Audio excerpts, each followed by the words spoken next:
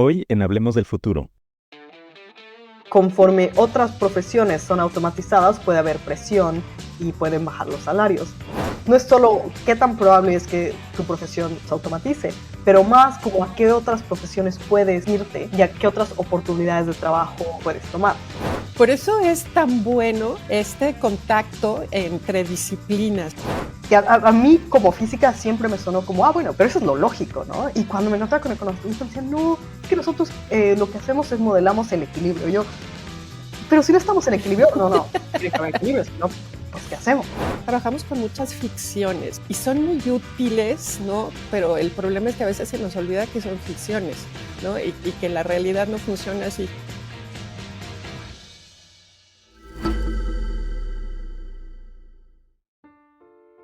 Hola, soy Elena Estavillo y es un placer darles la bienvenida a otro episodio de Hablemos del Futuro, un espacio del Centro I para la Sociedad del Futuro donde provocamos las ideas, el encuentro y la reflexión.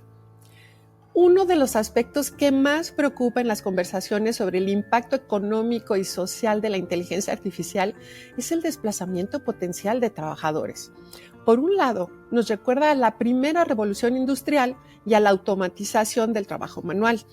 En este tema parecen dibujarse siempre dos bandos, ya sea los tecnófilos y ludistas, optimistas y pesimistas. El trabajo del conocimiento, donde se sienten inmunes quienes trabajan, ¿no? con su intelecto, y el trabajo manual automatizable, donde se siente más vulnerabilidad.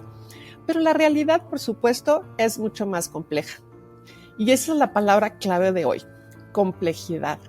Un enfoque complejo nos permite identificar las dinámicas asociadas a la automatización, tanto del trabajo del conocimiento como del manual, y los movimientos que podemos esperar en los mercados laborales y la vida profesional de las personas. No se trata de ser tecno-optimistas o tecno-pesimistas, sino realistas. Llegar a esta visión implica identificar elementos específicos, las relaciones entre ellos y las dinámicas que resultan. Es un enfoque innovador, revelador y que refleja el tipo de pensamiento que siempre intentamos incorporar en Centro I. Para adentrarnos en el tema, no podríamos tener a una mejor invitada, María del Río Chanona, que hoy nos acompaña para guiarnos y darnos su visión de los mercados laborales en la era de la inteligencia artificial. María estudió física en la UNAM y cuenta con un doctorado en matemáticas en el Institute for New Economic Thinking de la Martin School en la Universidad de Oxford. Es profesora adjunta en el Departamento de Ciencias de la Computación del University College London. Anteriormente becaria en el Complexity Science Hub de Viena y en el Growth Lab de la Escuela Kennedy de Gobierno de Harvard. Su trabajo utiliza ciencia de redes y modelado basado en agentes para investigar los mercados laborales y el futuro del trabajo, la transición a emisiones netas cero y el impacto económico de la pandemia de COVID-19. María, muy bienvenida. Es un privilegio contar contigo y estoy segura de que tendremos una conversación muy interesante. Muchísimas gracias, Elena. Muchas gracias por la invitación y por la excelente introducción. Y bueno, muy feliz de estar con ustedes. Pues vamos a la plática.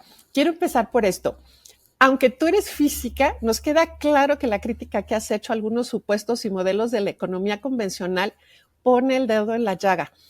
Por ejemplo, algo que la verdad me encanta, cuando dices que muchos economistas dedican todos sus esfuerzos a decir hacia dónde debe ir la economía en lugar de entender mejor cómo funciona y evoluciona.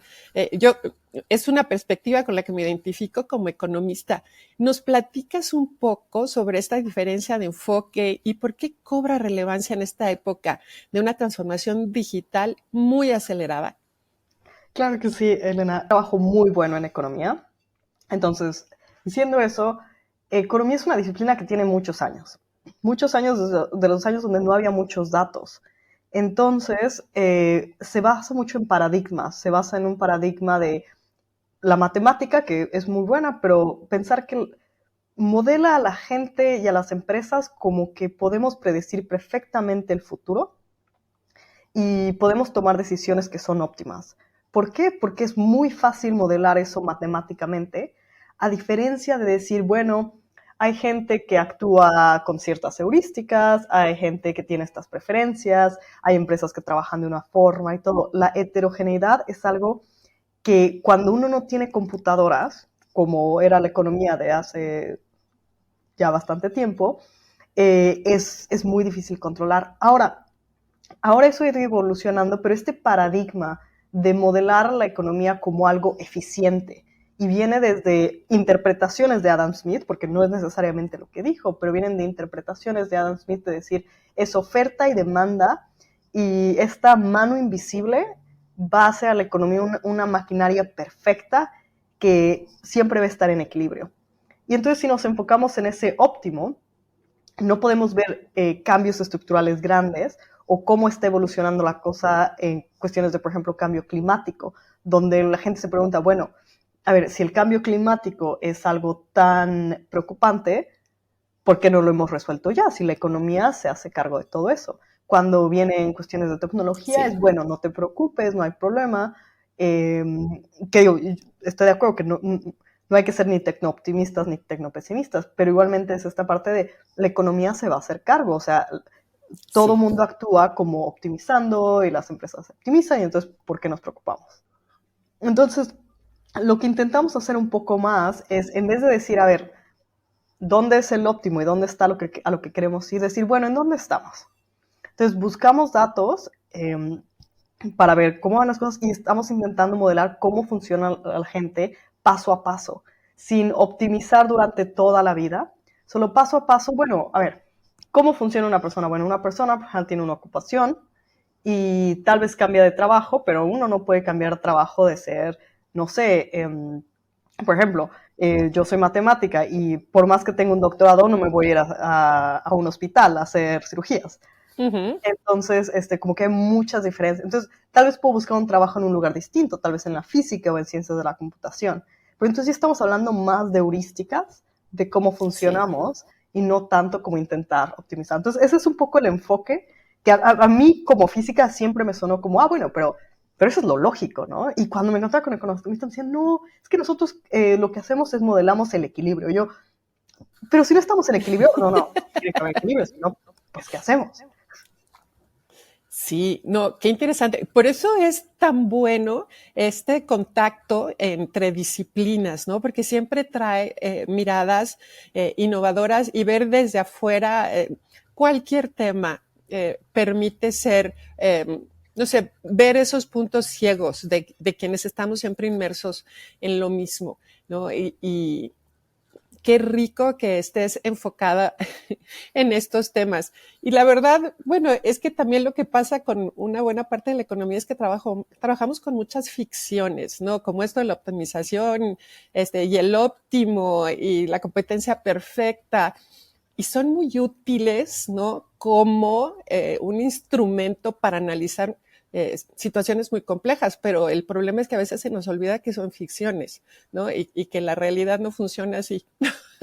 Pero bueno, eh, y ahora voy a que, bueno, tienes un trabajo de investigación con Penny Milley, una reconocida economista en el ámbito de la economía de la complejidad, sobre una nueva manera de entender el funcionamiento de los mercados laborales.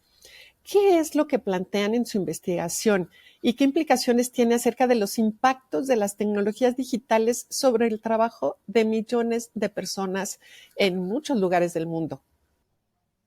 Eh, sí, claro. El trabajo con Perimeli, y de hecho aquí me estoy mostrando una imagen de lo que hacemos. Básicamente, la pregunta es, ¿qué hace que una persona cambie de profesión o de ocupación? ¿No? ¿Será lo que hacen en el trabajo? ¿Serán las habilidades que tienen? ¿Será el conocimiento tácito? Entonces, hay una base de datos donde uno puede ver para cada profesión o ocupación qué hacen y cuáles son las habilidades, etcétera, etcétera. Y dependiendo de eso, podemos hacer una medida de qué tan similares son dos profesiones. Y dependiendo de eso, podemos mostrar cómo las profesiones se agrupan en distintos sentidos. Entonces, por ejemplo, aquí tengo cómo se agrupa cada profesión por medio de ocupación. Y si me dan un segundo, aquí tenemos, por ejemplo, la red de cómo se agrupan profesiones y profesiones similares están juntas. Por ejemplo, en la parte de abajo vemos en la producción, están todas cercanas junto con construcción, instalación. En la parte de arriba tenemos cosas que tienen que ver más, por ejemplo, con salud, con trabajos de oficina, etcétera, etcétera. Y lo que hacemos después es comparamos esta medida con la probabilidad de que una persona cambie entre dos ocupaciones. Y lo que vemos es que está muy relacionado lo que uno hace en el trabajo con el tipo de cambios que puede hacer. Porque hay ciertos trabajos que es más probable que se automaticen que otros. Entonces Claro. podemos ver este tipo de gráficas donde tenemos como ciertos clusters o agrupamientos de profesiones. Y bueno, para tal vez dar una idea, digamos, más concreta de por qué esto es importante en cuestión de automatización, les voy a mostrar una gráfica. No, y esto que nos estás platicando es súper interesante, porque a veces se dice de una manera, yo creo que sí, sin pensar mucho en lo que implica, que se pueden reactualizar las capacidades de las personas para que entonces se vayan a otros lugares donde se están creando empleos, pero esto no es tan sencillo. Exacto, exacto. Entonces, perfecto. Entonces, una razón por la cual esto puede ser interesante es, en cuestión de profesiones, uno puede decir, a ver, digamos que un alumno de preparatoria te dice, un alumno te dice, bueno, quiero estudiar mi carrera, ¿qué debo de hacer? ¿Debo de dedicarme a la estadística o debo de hacer cosas de electricidad, no? Entonces, lo que podemos ver es que cuestiones de estadística puede que sea más probable que se automaticen por medio de machine learning, etcétera, etcétera. En cambio, cuestiones de electricidad no es tan probable que se automaticen porque necesita mucho trabajo manual. Entonces, ¿qué le decimos a la alumna? Bueno, si nos basamos solo en estas probabilidades, podemos pensar que lo mejor es irse a ser un electricista. Sin embargo, cuando tomamos la perspectiva de redes, y aquí es una red muy similar, donde los nodos son profesiones y las aristas son el cambio entre profesión. Entonces, lo que podemos ver es que los electricistas que están en azul no están expuestos a automatización. Sin embargo, conforme otras profesiones son automatizadas, puede haber presión y pueden bajar los salarios. En cambio, los que hacen estadística, aunque puede que algún software los reemplace, tienen habilidades o hacen cosas en su trabajo que les permiten tomar otros trabajos. Entonces, esta perspectiva de red nos permite ver cómo no solo es un factor el que, digamos, determina lo que va a pasar con una profesión, pero es, digamos, no es solo qué tan probable es que tu profesión se, digamos, automatice, pero más como a qué otras profesiones puedes irte y a qué otras oportunidades de trabajo puedes tomar. Entonces, lo que hacemos ahí es hacemos un modelo de agente donde la gente toma estas pequeñas heurísticas y puede cambiar de trabajo. Y dependiendo de eso, vemos qué tan probable es que uno se afecte, ya sea directamente por automatización, digamos, porque se tome tu trabajo, o porque puede ir a otros lados. En todo esto también debemos de decir que tomamos en cuenta creación de empleo, porque otra cosa que hacen las tecnologías es crear empleo, ¿no? Entonces no Claro. estamos en esta cuestión de, bueno, es que solo van a tomar trabajo, no, al revés, ahorita hay muchísimo trabajo de ciencia de datos. Entonces, una vez que tomamos en cuenta que, digamos, pueden crearse trabajos, no es tanto de decir, bueno, cuántos se crean y cuántos se destruyen, pero más bien en dónde se crean y en dónde se destruyen. Porque ¿cómo le puedo decir a una persona que terminó su trabajo y hacía, no sé, por ejemplo, cuestiones manuales de electricidad, bueno, ahora ve a hacer cuestiones de ciencia de datos o viceversa, ¿no? Entonces es esta cuestión de realmente cuáles son las oportunidades que tenemos en el trabajo. Claro, y cómo nos tenemos que ir más a esto micro, ¿no? Para poder entender los diferentes impactos. Pues voy ahora a preguntarte, con este despliegue explosivo que estamos viendo de nuevos sistemas de inteligencia artificial, Cada vez se ve o se teme o está sucediendo, ¿no? Que los trabajos sean sustituibles. Sustituibles, sí, en el sentido de que ya no necesiten a la parte humana y que se realicen por sistemas de inteligencia artificial. ¿Puedes darnos algunas recomendaciones para países como México en el sentido de lo que tenemos que hacer para responder de la manera más adecuada posible a estos cambios, que además muchos ya están encima? Sí, claro que sí. Bueno, la primera cuestión es, con esta nueva generación de modelos de lenguaje, eh,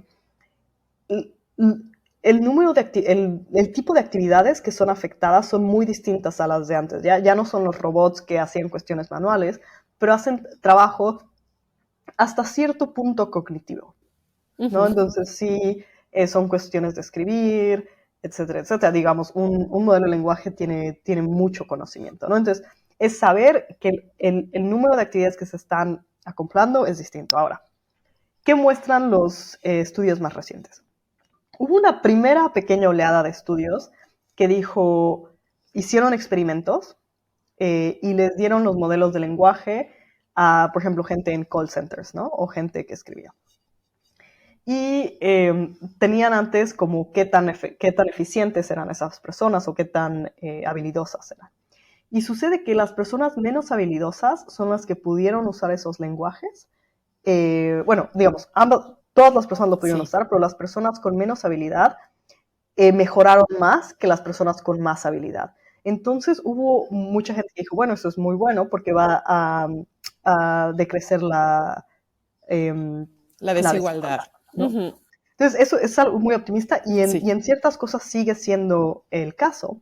Ahora, lo que no pasó tanto es que, lo que no se dieron cuenta es que muchas veces esas personas que estaban usando, que eran de habilidades, digamos que no eran tan eficientes, solo usaban el output de ChatGPT o lo que fuera tal cual. Y eso lo que pasa al final es que, bueno, en un experimento solo dices, bueno, se decrece este gap. Pero en el mundo laboral lo que puede pasar es una sustitución directa. Sí. Entonces no es tan optimista. Ahora, lo que sí estamos viendo es mucho crecimiento, por ejemplo, demanda para gente de software que haga chatbots. Ahora, por otro lado, ya ahorita está habiendo experimentos y estudios en cuestiones, digamos, más avanzadas que no sean solo, por ejemplo, un call center o escribir, pero sino en cosas más complejas. Y ahí se muestra a veces que la gente con más educación o que es más eficiente logra utilizar los modelos de lenguaje más a su favor. Entonces, ¿cuál es la recomendación? Uno, saber qué tipo de trabajo uno está haciendo, pero en los casos parece ser las cosas que se pueden sustituir fácilmente con un modelo de lenguaje, usarlo de esa forma. Y si no, entender qué es lo que puede hacer uno para usar el modelo de lenguaje y no, o sea, lo que, digamos, mi recomendación sería no tener miedo a usar los modelos por miedo a decir es que me va a sustituir, porque perdóname, si eso es tu miedo, alguien más que lo use te va a sustituir, ¿no? O sea, no es el LLM que nos está sustituyendo, es alguien más que lo usa. Sí. Pero ¿cómo lo podemos usar para ser más productivos, ¿no? Eso es así como a un corto plazo lo que diría. Ahora, más a un largo plazo, creo que sí es una cuestión de, a ver, estos modelos ahorita son privados, pero ¿qué hay de los modelos públicos? ¿Qué hay de los datos? Porque en otros trabajos que tengo he visto, o lo que hemos visto, es que datos públicos empiezan a decrecer. Entonces, antes había muchas de estas páginas como de Quora o Stack Overflow, donde uno ponía o Yahoo Answers, y ahorita ya todo el mundo le pregunta a ChatGPT, lo cual es mucho más eficiente. Pero por otro lado estamos perdiendo esos datos con los que se entrenaron estos lenguajes, excepto por estas compañías que tienen los datos. Entonces también hay un rol del gobierno de ver cómo podemos hacer datos públicos para que sigamos teniendo esta competencia que a los economistas les gusta tanto del mercado y sí, no tengamos, como digamos, una desigualdad también entre empresa-trabajador o modelos de lenguaje y trabajador. Claro, ahí hay una parte muy importante también de políticas públicas, ¿no? las que tradicionalmente vemos como laborales, ¿no? De reentrenamiento y estar identificando todas estas partes en las que hay que redirigir a, a las personas, ¿no? Ayudarles a reinsertarse, pero esta que estás diciendo muchas veces no está en las conversaciones sobre estos temas de trabajo, sobre la importancia de los datos, y también es un área importantísima en la que tenemos que estar trabajando. Eh, este entrenamiento, ahora que lo decías, es que ya ha habido muchos ejemplos, ¿no? De personas que utilizan modelos de lenguaje, pero personas con menos calificaciones laborales y donde no se ha hecho la supervisión adecuada de los resultados, ¿no? Y con unas consecuencias terribles, ¿no? Como la de los abogados que presentaron ahí precedentes inventados que no existían. Digo, además del daño a la reputación profesional, que es tremendo, bueno, y multados, y etcétera, pero también como por una falta, por un uso muy superficial, ¿no? Bueno, muy irresponsable al final de la inteligencia artificial. Pero eso también nos habla de hasta qué grado se puede sustituir, ¿no? Hay una parte humana de supervisión, de responsabilidad que tenemos que mantener, pero si se va a estar sustituyendo digamos, estos resultados básicos, ¿no? De generar cartas, generar reportes, generar propuestas. Entonces, ¿quién va a aprender a hacerlos para que después pueda supervisar que estén bien hechos? ¿No? Esa parte también me preocupa en cuanto a las capacidades, el capital humano. ¿Cómo nos vamos a seguir entrenando las personas? Si esas capacidades básicas ya no las vamos a hacer, ¿no? Sí, bueno, ahí creo que es algo que, y digo, eso ha cambiado, no, ni siquiera tanto de los LLMs, pero cuestiones de noticias, ¿no? O sea, nosotros Sí. estábamos acostumbrados que uno veía el periódico y, digo, a ver, siempre había periódicos de izquierda y periódicos de derecha, ¿no? Entonces, siempre hay un poco de interpretación, pero no al grado de que hay noticias falsas, ¿no? Exacto. Y ahorita hay muchísimas noticias falsas y con los LLMs y todo esto, creo que lo que tenemos que realmente fomentar en las escuelas es el pensamiento crítico, ¿no? O sea, te dan algo y Claro. es verdad o no. O sea, como que estamos muy acostumbrados a, bueno, hay un libro y, bueno, confío porque es un libro, está Wikipedia, que por más que Wikipedia lo hace la gente y todo, realmente es muy confiable. O sea, Sí. Wikipedia o sea, de hecho es un bien público que es excelente. Digo, obviamente puede tener sus errores, pero es excelente, pero podemos confiar en eso. Y Sí. ahorita, digamos, yo confío mucho más en Wikipedia que en ChatGPT. Y Por lo que es a supuesto. veces cansado con ChatGPT o Claude o Gemini, etcétera, etcétera, es que interactúas y cada 2 o 3 minutos tienes que estar pensando, ¿esto es cierto? Ajá. Y entonces yo creo que sí. A ver, te doy un ejemplo. Yo hace una semana estaba intentando entender unas notas que tenía hace tiempo y había perdido como, digamos, mis notas largas y solo tenía mis notas cortas. Y estaba intentando entender un paso y dije, bueno, a ver, voy a usar ChatGPT, era matemática. Bueno, pasé toda una tarde y solo estaba dando círculos y círculos porque le decía, oye, es que esto no es cierto, creo que es esto, ¿no? Sí, sí, sí, es esto. Después decía, no, no, pero creo que no es cierto por esto. Ah, no, no es cierto. Y bueno, perdí toda una tarde en en estar interactuando con ChatGPT cuando realmente era algo falso. Entonces, sí, creo que lo que tenemos que hacer es tener este pensamiento crítico que a veces viene mucho, digamos, desde investigación, pero también se puede hacer desde la escuela pequeña, cuando empezar a poner esa duda Claro. de cuándo las cosas las podemos confiar, cuándo no, porque al final es lo que va a hacer que, digamos, estos abogados puedan poner casos, o sea, a la hora de ver un caso y digan, ¿será cierto? No será cierto. Sí, totalmente. Bueno, y este pensamiento crítico vamos tarde, ¿no? Pero creo que cada vez es más importante enfocarnos en eso y desde las nuevas generaciones y también a las generaciones que ya vamos más avanzadas, hay que estar reforzando, ¿no? Porque durante mucho tiempo creo que se dejó de poner énfasis en estas capacidades humanas y sí las tenemos que reforzar. Bueno, pues regreso a todo lo que nos has estado platicando. Me parece una manera de analizar los mercados laborales muy innovadora y nos permite entender mucho mejor cómo es que las sociedades han ido organizando la división del trabajo, cómo podemos esperar que se estén dando estos flujos de creación y eliminación o transformación de trabajos. ¿Crees que esto nos puede ayudar a explicar mejor la influencia que han tenido? Y aquí me voy a un tema muy específico. Los sistemas patriarcales en esta división histórica del trabajo. Sí, a ver, no sé si responde mucho, pero ahorita hay mucha cuestión a veces de, tenemos a la inteligencia artificial y no sabemos qué hacer con ella por los impactos que ha tenido en la sociedad, ¿no? Eh, Ahora, si vemos como las profesiones y cómo se dividen los géneros a través de las profesiones, hay más hombres en, digamos, ciencias de la computación y más mujeres en ciencias sociales.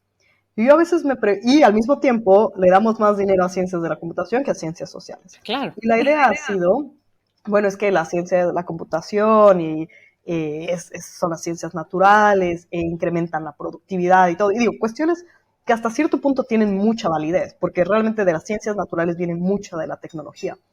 Pero creo que también estamos en un momento que decimos, bueno, a ver, como que la tecnología la tenemos bastante bien, y lo que no tenemos tanto son las ciencias sociales. Entonces, si a veces hubiéramos dado más fondos a esas cosas que por alguna razón u otra las mujeres en cierto punto pusieron más énfasis, tal vez estaríamos digamos, tendríamos más avanzada esa parte de la cuestión social. Eso es por un lado, ¿no? O sea, solo como en big picture. Ahora, en cuestiones cercanas, los LLMs tienen muchísimo sesgos, ¿no? Si tú le dices a ChatGPT, genérame a un científico de ciencias de la computación, te sale un hombre blanco, Por ¿no? supuesto. Uh-huh. Entonces son esas cosas que tenemos que también empezar a trabajar y romper esas cosas que vienen mucho de, digo, por ejemplo, cuando yo estudié física éramos muy pocas mujeres. Claro. Y desde mi opinión, y creo que también científicamente, no tiene nada que ver con capacidades matemáticas, ni mucho menos, pero con una cuestión de qué es lo que la sociedad le dice a las mujeres que pueden hacer. Por supuesto. Digo, la economía, que es una ciencia social, yo también cuando estudié éramos muy pocas mujeres, ¿no? Hay más como tradición, expectativas, que otras cuestiones, ¿no? Más objetivas. Um, pero me hizo pensar este análisis que haces, por ejemplo, de las funciones, ¿no? Que las capacidades, las habilidades que tienen las personas y cómo se parecen a las habilidades de otras áreas que faciliten que se puedan mover. ¿Tú has visto que esas habilidades estén relacionadas por género? Por ejemplo, que las mujeres tengamos más desarrolladas ciertas habilidades laborales, que entonces nos lleven a otras funciones bueno, otros trabajos que también estén como muy categorizados por género, o eso nos puede facilitar que se mezclen más. Eh, es una pregunta complicada, realmente no sabría cómo Uh-huh. decir. Creo que sí he visto, a veces las mujeres tienen, pero vaya, es algo que no estoy muy... muchas veces las mujeres tenemos trabajos con más cuestiones de soft skills, ¿no? Sí. Digamos como el estereotipo. Entonces eso permite, ahorita que soft skills, no sé cómo se dice, habilidades blandas. Habilidades blandas, sí. Habilidades blandas están siendo más importantes, están ayudando a las mujeres a salir un poco más. Ahora, la razón por la que no es algo, digamos, es que no hay ninguna razón por la cual las mujeres deberíamos de tener más estas habilidades blandas, excepto la construcción social. Así es. ¿No? Entonces, sí es algo que, bueno, a través de la construcción social nos ha dado a las mujeres a tener a veces un poco más de habilidades blandas, que no es el caso en todo. Yo conozco ambos espectros en ambos lados. Pero sí pueden ayudar a las mujeres a acoplarse, bueno, o a hacer por otras cosas. Pero también, sí, es esta cuestión de realmente qué es lo que necesita la sociedad ahorita. ¿Necesitamos más cuestión de inteligencia artificial o necesitamos ver más cuestión de impacto desde un punto de perspectiva distinto, ¿no? Porque hay gente que dice, bueno, es que, a ver, hay un argumento de decir que es que necesitamos diversidad por cuestiones de valores y punto, que tiene todo el sentido. Y de hecho yo creo que fundamentalmente queremos diversidad por una cuestión de valor. También hay un punto pragmático, que queremos diversidad porque eso crea unas ideas que pueden acoplarse a un mundo más realista, ¿no? Si solo tenemos la vista del hombre blanco, hay ciertas cosas que no vamos a ver porque no están en cómo crecieron, etcétera, etcétera. Entonces, si tenemos perspectivas más de mujeres, de gente no blanca, de LGTB, etcétera, etcétera, y toda esta intersección, pues tal vez podemos ver esos problemas que ignoramos por mucho tiempo y que ahorita solo están empezando a surgir de nuevo. Por supuesto.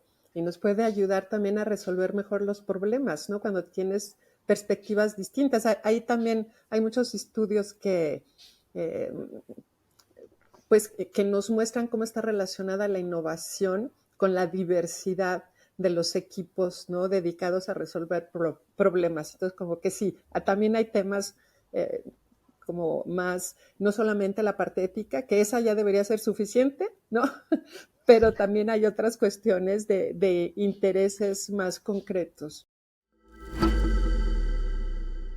Ay, pues muchas gracias. Aquí ya, bueno, ¿cuántos temas han salido? Pero ya nos tenemos que ir a nuestra ronda relámpago, donde te voy a plantear algunas palabras y la idea es que nos respondas lo más rápidamente, sin pensar mucho, con la primera palabra que te venga a la mente. Y vamos con complejidad. Sistemas. Trabajo. Laboral. Adaptación. Evolución. Emergencia. Fenómenos. Agente. Modelos. Innovación. Tecnología. Resiliencia. Beneficios. Evolución. Biología. Caos. Sistemas. A ver. Ay, empezamos y cerramos con sistemas. Bueno, pues ahora, entonces, por favor, recomiéndanos algo, que nos compartas algún libro, película, serie, que nos pueda ayudar a seguir reflexionando sobre estos temas. Yo creo que un libro es Hablando de Caos, se llama en inglés Making Sense of Chaos, en español sería Haciendo sentido del caos, buscando el sentido en caos, yo creo que sería, de Doane Farmer, que de hecho fue mi supervisor de doctorado, que habla mucho de cómo usamos estos modelos de agentes y de este nuevo paradigma. En cuestión de tecnología, tenemos uno de Carl Frey, en cuestiones de cambio climático está Hannah Ritchie, de Cambio Climático, que también ella es excelente, es alguien que recomiendo mucho. Y bueno, este tipo de podcast que es como yo aprendo mucho. También está el podcast de Santa Fe Institute, que hace cosas de sistemas complejos. Sí, eso sería como el tipo de cosas que recomendaría. Muchas gracias, muchas recomendaciones. Ay, pues llegamos ahora sí al final. Qué espléndida conversación, María. Nuevamente, gracias por estar en Hablemos del Futuro. Sí, muchísimas gracias a ti, Elena, y un saludo a todos. Pues cerramos nuestro episodio de hoy, como siempre, con nuevas preguntas, con reflexiones necesarias que son la semilla del conocimiento. Por hoy nos despedimos, pero la conversación sigue abierta, porque en el Centro I creemos en el poder transformador de la tecnología, desde la ética, la responsabilidad y la inclusión, con perspectiva de género y abrazando la diversidad. Hasta la próxima. Si te gustan nuestros contenidos y quieres apoyar el trabajo que hacemos en Centro I, entra a nuestra página centroi.org y haz un donativo. Te invitamos a seguirnos por nuestras redes, en X como Centro I-RG, en LinkedIn como Centro I para la Sociedad del Futuro, en Facebook como Centro I, en Instagram centroi.mx y también en nuestro canal de YouTube Centro I Sociedad del Futuro. Hasta la próxima.